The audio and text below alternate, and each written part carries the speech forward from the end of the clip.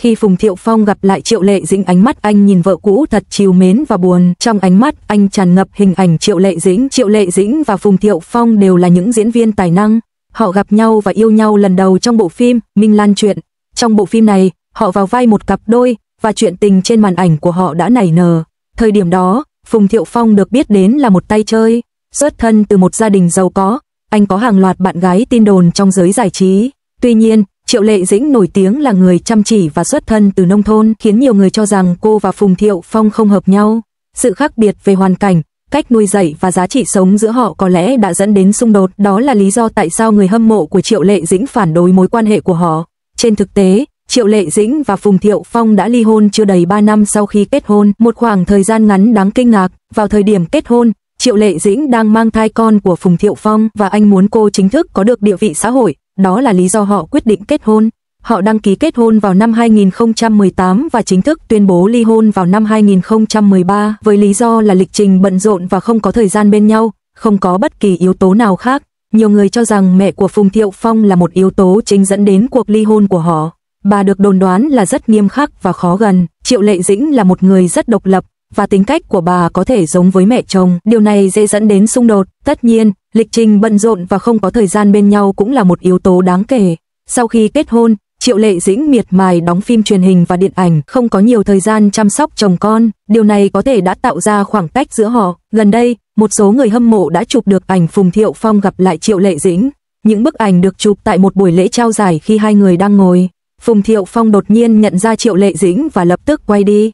Trong ảnh, có thể thấy một chút miễn cưỡng trong ánh mắt Phùng Thiệu Phong, dường như ánh mắt anh hoàn toàn dán chặt vào Triệu Lệ Dĩnh, tràn ngập khao khát được gần gũi cô. Cảnh tượng này gợi lên sự thương hại và buồn bã. Tuy nhiên, ánh mắt của Triệu Lệ Dĩnh không hề biểu lộ cảm xúc. Suy cho cùng, Triệu Lệ Dĩnh không cần dựa dẫm vào ai, cô ấy là một người thực sự đam mê công việc và có khả năng chăm sóc bản thân và con trai. Vì vậy, Phùng Thiệu Phong về cơ bản là không cần thiết đối với cô ấy.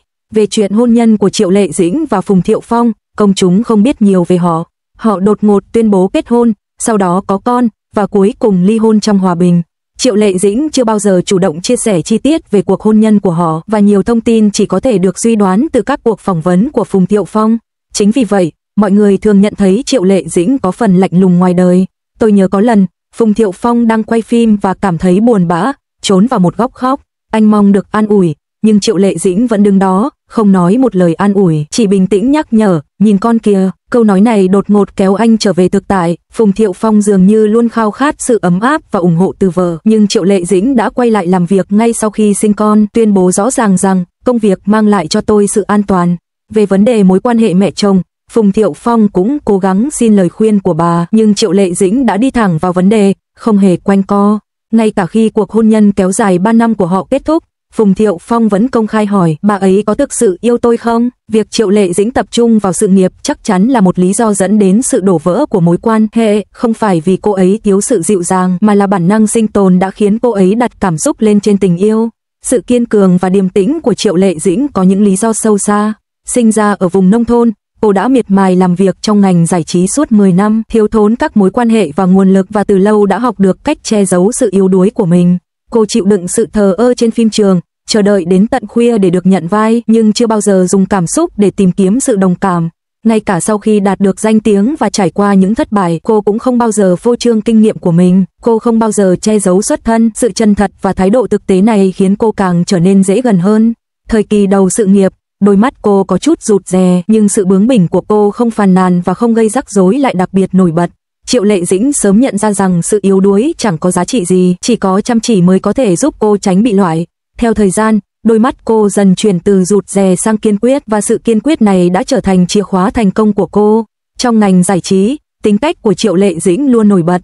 Cô không tham gia các chương trình tạp kỹ và không bao giờ thổi phồng cuộc sống riêng tư, tạo cho cô vẻ nghiêm túc nhưng có phần bướng bỉnh. Điều này cho phép cô dành nhiều tâm huyết hơn cho các vai diễn của mình. Sau khi trở thành một ngôi sao hàng đầu trong thế hệ hậu 85, cô càng trở nên độc đáo hơn.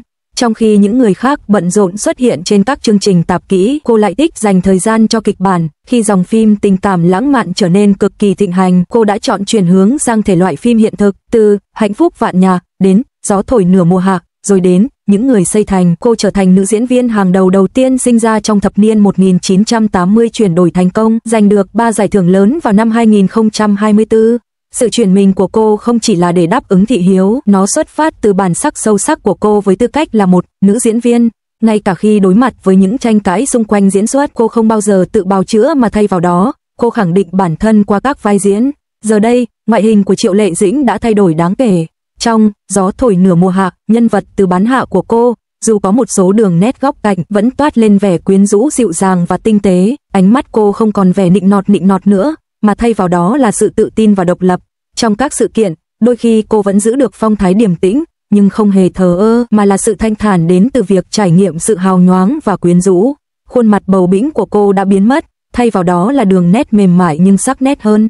Ánh mắt cô toát lên vẻ thư thái, tự nhiên, bộc lộ sự điềm tĩnh trong cuộc sống và sự nghiệp. Triệu Lệ Dĩnh của ngày hôm nay khó có thể được miêu tả là lạnh lùng nữa, thay vào đó cô toát lên vẻ bình tĩnh. Cô đã đủ mạnh mẽ để đối mặt với những lời đàm tiếu và dám bác bỏ tin đồn. Cô cũng có thể thẳng thắn từ chối trả lời những câu hỏi mà cô không muốn trả lời trong các cuộc phỏng vấn. Những hoài nghi của Phùng Thiệu Phong về tình yêu của mình ngày xưa dường như đã được chứng minh. Sự điềm tĩnh, kiên trì, tự do và sáng suốt của Triệu Lệ Dĩnh đã khắc sâu trong đôi mắt cô. Lạnh lùng trước đây không phải là sự xa cách, mà là lớp vỏ bọc bảo vệ ý định ban đầu của cô. Giờ đây, sự kiên định này đã trở thành sức hút của cô. Trong các sự kiện, biểu cảm của Triệu Lệ Dĩnh vẫn điềm tĩnh nhưng không lạnh lùng. Cô giấu cảm xúc trong ánh mắt, bình thản đối diện với mọi sự chú ý. Sự điềm tĩnh này không phải là sự xa cách, mà là sự trưởng thành được hun đúc từ kinh nghiệm. Cô không còn cần phải lấy lòng bằng nụ cười, làm ăn nữa. Triệu Lệ Dĩnh từng nổi tiếng là một người nghiện công việc, quay 6 phim truyền hình và 3 phim điện ảnh chỉ trong 1 năm sau thành công vang dội của Hoa Du Ký, đôi khi thức trắng 48 tiếng. Tuy nhiên, việc trở thành một người mẹ đã thay đổi những ưu tiên của cô một cách tinh tế. Năm 2024, bộ phim Giang Nguyên Lộ của cô được công chiếu tại Liên hoan phim Cannes, nhưng cô đã chọn cách bỏ qua thảm đỏ, tập trung vào công việc và dành thời gian cho con. Trong một cuộc phỏng vấn, cô thẳng thắn chia sẻ, tôi cần tập trung hơn vào cuộc sống của mình. Sự thay đổi này không phải là một sự thoái lui, mà là một tiến trình tự nguyện. Tháng 10 năm 2024, cô bị bắt gặp đang chơi với con trai trong công viên, ngồi trên ghế dài không trang điểm, ngắm nhìn con đuổi bắt bướm, khuôn mặt rạng rỡ nụ cười mãn nguyện của một người mẹ bình thường. Triệu Lệ Dĩnh, người từng thẳng thừng đáp trả, quên đi, trong một vụ bê bối, giờ đây đã viết một bài dài cầu xin giới truyền thông bảo vệ con mình, làm ơn đừng chĩa máy ảnh vào con tôi. Sự thay đổi của Phùng Thiệu Phong cũng đáng chú ý không kém. Trước khi ly hôn, anh liên tục bị chỉ trích vì những scandal, sau khi trở thành cha, anh trở nên hoàn toàn bình tĩnh, thường xuyên nói trong các cuộc phỏng vấn, con trai tôi rất có triển vọng. Tháng 4 năm 2025, anh xuất hiện kín đáo tại một bệnh viện nhi, đưa con trai đi khám cảm lạnh, nắm tay con suốt từ phòng khám ngoại trú đến khu vực chờ. Sau chuyến thăm, con trai được Triệu Lệ Dĩnh sắp xếp xe đến đón. Mặc dù cả hai không xuất hiện cùng nhau, nhưng họ đã thể hiện sự thấu hiểu ngầm trong việc nuôi dạy con cái. Phùng Thiệu Phong thậm chí còn từ chối một số công việc để trở thành một ông bố siêu đẳng, dành nhiều tâm huyết cho sự phát triển của con. Sự thay đổi này đã khiến người hâm mộ xúc động. Họ nhận xét chàng trai vô tư lự ngày xưa cuối cùng đã trở thành một người cha tận tụy.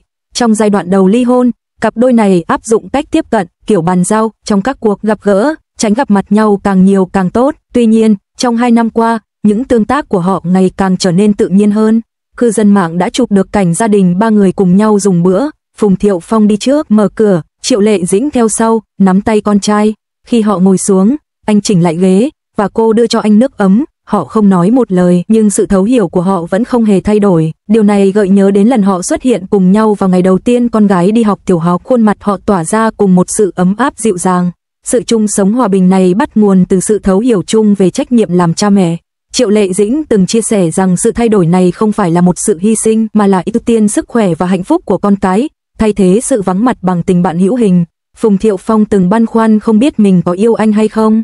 Thực ra, anh không hiểu được mâu thuẫn của cô. Sự bình thản của cô không phải là thiếu tình yêu, mà là không muốn đánh mất bản thân vì tình yêu. Sự thờ ơ của cô không phải là vô tình, mà là thói quen dùng sự bình thản để bảo vệ ý định ban đầu. Giờ đây, Triệu Lệ Dĩnh không còn là cô gái ngây thơ ngày nào nữa. Khuôn mặt cô chất chứa vô vàn câu chuyện, vẻ đẹp đích thực nằm ở việc sống cuộc sống mà cô mong muốn, trong sáng và thanh thản. Thực ra, tư duy của Triệu Lệ Dĩnh rất đáng khen. Suy cho cùng, họ đã ly hôn, nên việc còn lưu luyến nhau sẽ là bất kính. Những người đã từng yêu nhau sau khi ly hôn không thể làm bạn, hận thù càng sâu, tình yêu càng sâu đậm, giá như họ đối xử tốt hơn với Triệu Lệ Dĩnh trước đó, hoặc can thiệp vào những mâu thuẫn trong gia đình cô, có lẽ họ đã không phải ly hôn. Bây giờ họ đã chia tay, họ nên hướng về phía trước và tìm kiếm hạnh phúc ở nơi khác.